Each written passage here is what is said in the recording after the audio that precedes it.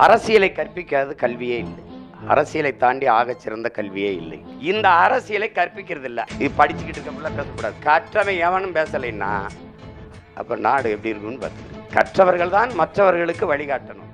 அரசியலில் முதல்ல ஆர்வம் கொள்ளணும் இளைஞர்கள். தன்னலமற்ற உண்மையும் நேர்மையுமாக ஊழல், லஞ்சம், இந்த கொடுமைகள்லாம் இல்லாது வெளியில வர ஒரு நல்ல இளைஞர்கள் வரும்போது என்னாகும்?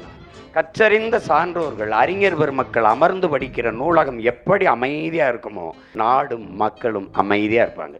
உங்களுக்காக நான் மூச்சு சுவாசிச்சு உயிர் வாழ முடியுமா? நீங்க உங்களுக்கான உணவை அண்ணன் சாப்பிட்டா உங்களுக்கு பசியாருமா?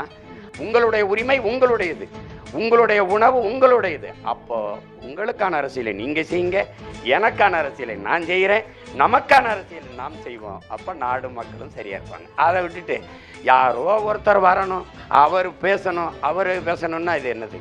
அரசியல் வேண்டாம் என்று என் அன்பு தம்பி தங்கைகள் விலகி நிற்கிறதை முதல்ல விடுங்க. அறிவியல், புவியியல், இயற்பியல், வேதியியல், உயிரியல் போல இது ஒரு வாழ்வியல். ஒரு மனிதனின் பிறப்பிலிருந்து இறப்பு வரை அனைத்தையும் தீர்மானிப்பது அரசு. அந்த அரசை தீர்மானிப்பது அரசு இயல். புரியுதா? இப்ப இந்த அரசு இயலை வேணாம்னா அது எப்படி இருக்குது அப்படின்னா, வானமே இல்லாத பூமியில் நான் வாழப்போகிறேன் என்று சொன்னா எப்படி பார்ப்பீங்க? மனித உடலில் இருந்து உயிரை பிரிப்பதும் மனித வாழ்வில் இருந்து அரசியலை பிரிப்பதும் ரெண்டும் ஒன்றுதான்.